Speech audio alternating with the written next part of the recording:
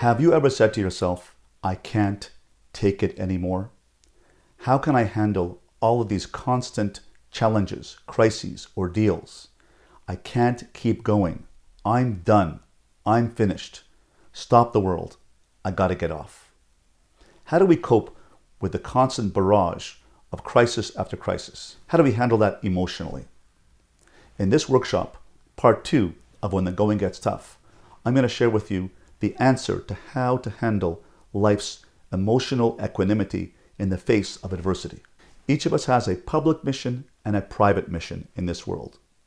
We come into this world with a job to do, and that is to contribute something unique about your personality and make this world a better place. The second mission is a private mission, to correct a particular inner character flaw within me to be able to improve myself. That is why we have challenges. The challenges are not sent to us because the world doesn't like us. The challenges are not sent to us because God doesn't like us. The universe doesn't like us. We wake up on the wrong side of the bed. Because each person is here for a particular reason. We're sent here on a mission, and that mission is to contribute to the world and to contribute to my own personal self-development. And therefore, all the challenges are sent to improve me, to push me, to make my contribution publicly, and to work on my inner character flaw. For example, I have a good friend who is a very, very selfless person. He runs a loan fund for poor people, and he gives out loans, and when they repay the loan, he gives out the money back to other people. And he's very, very selfless, very dedicated, works till late hours. He writes down in all the records of the people who borrow money and gives it back to them so they can make ends meet at the end of the month. Now, this is a side job for him. It's not his main job. He works during the day in an office, and at night he does this charity work for the community. Doesn't get paid for it. His car broke down and he was trying to get a ride to go to work. And he trying to hitch a ride, and nobody stopped. In fact, people who knew him well, and actually people who he helped, saw him and pretended like they didn't see him. And he was trying to figure out, why are people not stopping? Why are people not helping me? I help them. Why aren't people stopping to help me? He asked himself, how can I grow from this? What can I learn from this? Is there something I did with the car that perhaps I need to improve in my personal character? And he thought about it and he said, well, there's an old man who I take home after synagogue services every morning. After synagogue services at 6:30, we finish at 7:30. I drive him home. I take him out of the car. I help him with his canes. We walk up the stairs. I take him into his house. And then I go back to my car and get home at about 8 o'clock and then go to work. One morning last week, I couldn't drive him home. So I asked someone else to drive him, but I couldn't find anybody. So I said, please try to find someone else to drive you. I can't this morning.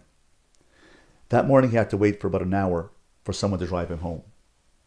And then he thought about it. And as soon as he thought about, maybe I should have extended myself and told work I'd be a little bit late and helped this person, because otherwise he would have to wait an hour. I should have extended myself further.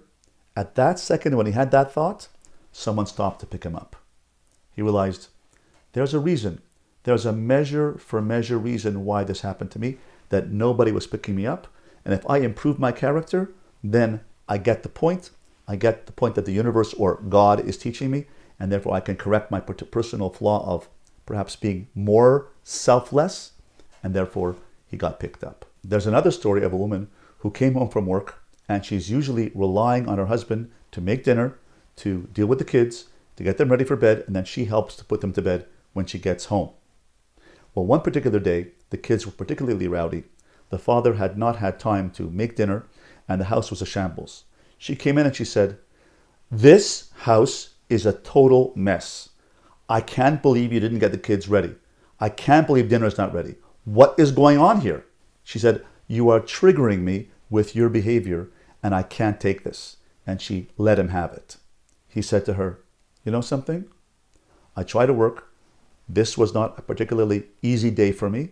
The kids were particularly acting up. I was not able to get dinner ready. Perhaps you could say to yourself, could you help me? Perhaps you could say, what can I do to help, dear? She said, I never thought about that. I only thought about, you're supposed to do your job. I'm doing my job. Why aren't you getting your act together? And I usually resort to anger. He said, perhaps you can try a different approach. And she said, okay, dear, what can I do to help? And they worked it out together. They took it on as a family project to get the kids ready, to make dinner, to put the kids to bed. And she learned a new way of being in the world. The reason why we have challenges is until we get our act together and grow from the experience, the challenges will keep happening.